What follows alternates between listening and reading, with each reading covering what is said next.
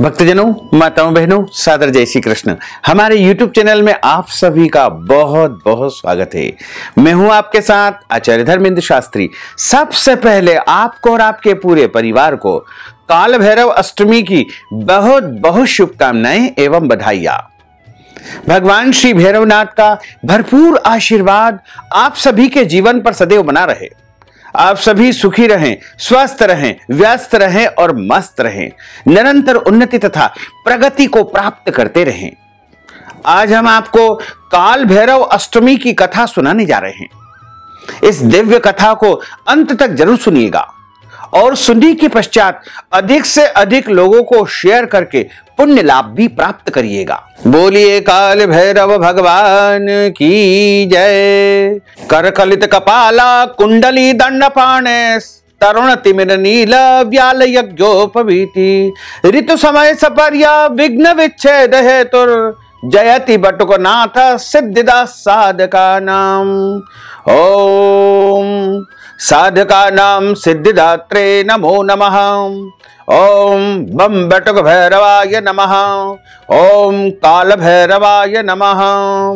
बोलिए काल भैरव भगवान की जय। बटुक भैरव भगवान की जय।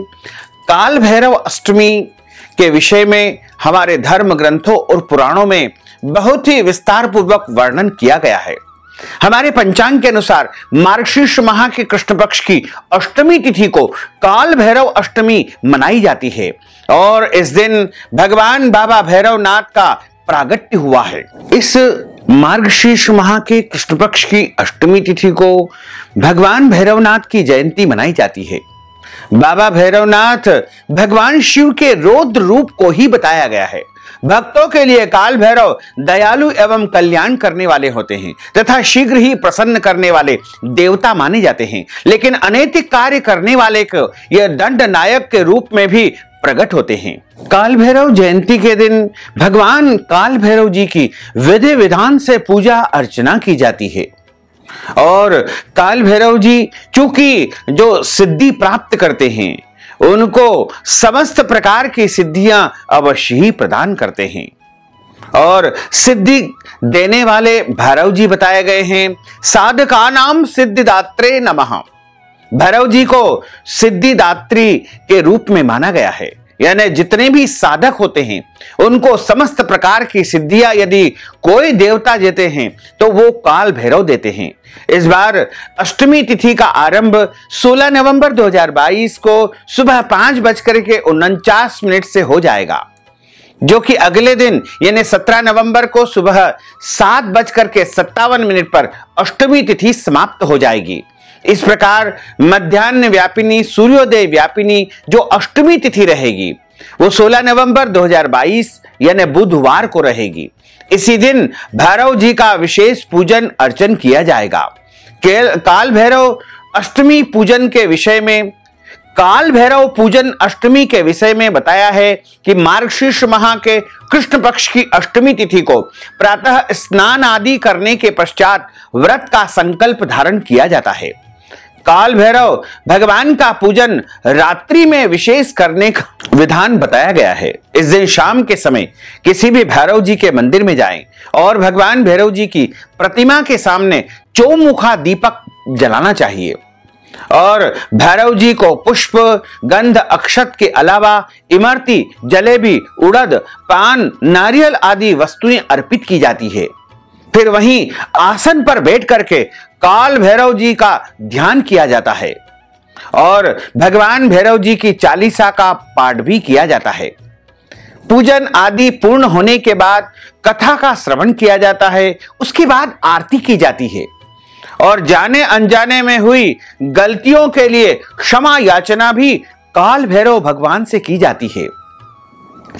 काल भैरव जयंती के विषय में हमारे पुराणों तथा ग्रंथों में बताया गया है कि भगवान काल भैरव की पूजा करने से भय से, रोग से, पीड़ा से, शत्रुओं से मुक्ति प्राप्त होती है।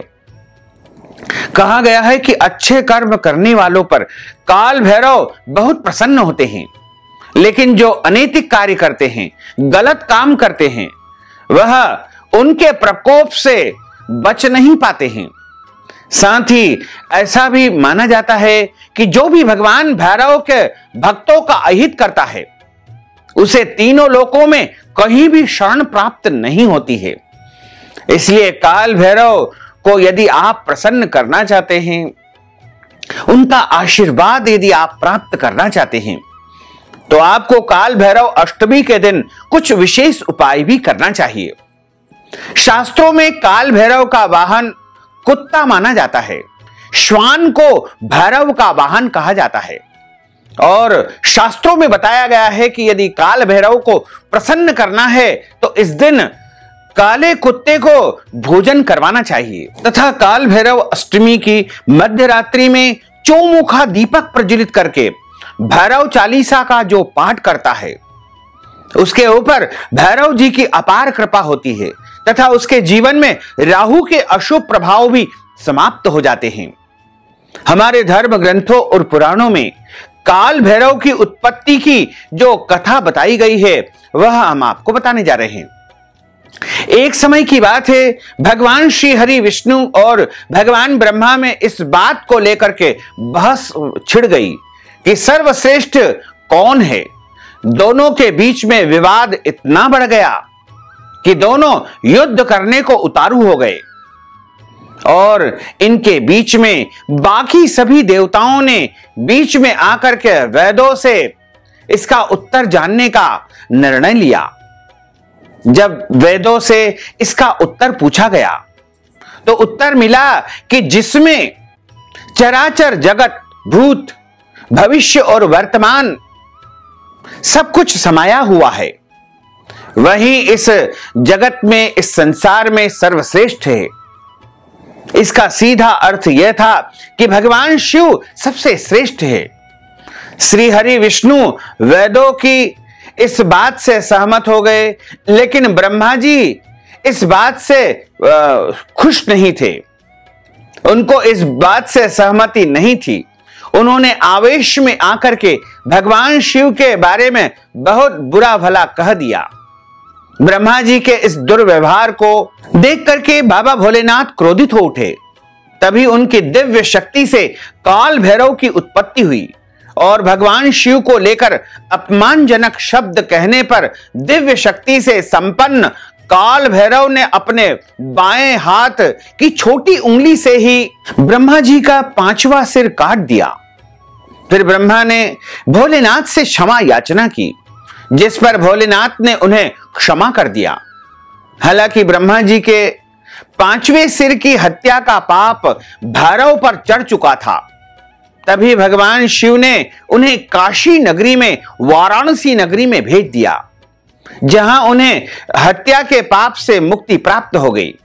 इसके बाद बाबा काल भैरव को काशी का कोतवाल नियुक्त कर दिया गया। तभी से कहा गया है कि बाबा भोलेनाथ की कृपा यदि आपको प्राप्त करनी है तो आपको सबसे पहले काशी नगरी में जाकर के काशी के नगर कोतवाल काल भैरव की पूजा करनी पड़ती है। और जब आप काशी विश्वनाथ के दर्शन के लिए जाते हैं तो बाबा भैरवनाथ के दर्शन के बिना, उनकी पूजा के बिना काशी विश्वनाथ की पूजा अर्चना अधूरी मानी जाती है। इसलिए बाबा भैरवनाथ का सभी दर्शन करते हैं, उनका पूजन अर्चन करते हैं। काशी नगरी में काल भैरव जयंती बड़े ही धूमधाम से मनाई जाती है और काशी के कोतवाल बाबा भैरवनाथ का जन्मोत्सव बड़े ही धूमधाम से मनाया जाता है। तो आप सभी भक्तजन भी इसी दिन काल भैरव जी का विशेष पूजन अर्चन अवश्य करें। और यदि आपके कुल भैरव का आप नाम जानते हैं तो उनके रूप में भी इस दिन आप उनकी पूजा अर्चना कर सकते हैं, क्योंकि काल भैरव जी का जन्म का उत्सव यदि कोई होता है तो वो काल भैरव अष्टमी ही होती है। और इसी दिन सभी भक्तों को भैरव जी की कृपा प्राप्त करने के लिए उनका पूजन अर्चन अवश्य करना चाहिए। और जो भक्त भैरव जी को प्रसन्न कर लेता है उसे समस्त प्रकार की सिद्धियां अवश्य ही प्राप्त हो जाती है। और कहा गया है कि भैरव जी को प्रसन्न करने पर मनुष्य को जीवन में धन, यश, पुत्र और जो भी वह चाहता है वह सब कुछ प्राप्त कर लेता है। उसमें कुछ भी संशय बिल्कुल नहीं करना चाहिए। बोलिए भैरवनाथ भगवान की जय। अच्युतम केशवम राम नारायणम कृष्ण दामोदरम वासुदेवम हरे श्रीधरम माधवम गोपिका वल्लभम श्री जानकी नायकम श्री रामचंद्रम भजे जानकी मनोहरम सर्वलोक नायकम श्री शंकरादि सेवितम पुण्य नाम कीर्तनम श्री राम राम राम राम राम नाम तायकम रामकृष्ण वासुदेव भक्ति मुक्तिदायकम रामकृष्ण वासुदेवा भक्ति मुक्तिदायकम रामकृष्ण वासुदेवा भक्ति मुक्तिदायकम रामकृष्ण वासुदेवा भक्ति मुक्तिदायकम। बोलिए काल भैरव भगवान की जय। काशी विश्वनाथ भगवान की जय। अन्नपूर्णा माता की जय। धर्म की जय हो, अधर्म का नाश हो, प्राणियों में सद्भावना हो, विश्व का कल्याण हो, सनातन धर्म की जय हो, गौ माता की जय हो, नगर बस्ती की जय हो, आज के आनंद की जय हो, कल के आनंद की जय हो, परसों के आनंद की जय हो, बरसों बरसों के आनंद की जय हो। ओम नमः पार्वती पते। हर हर महादेव हर।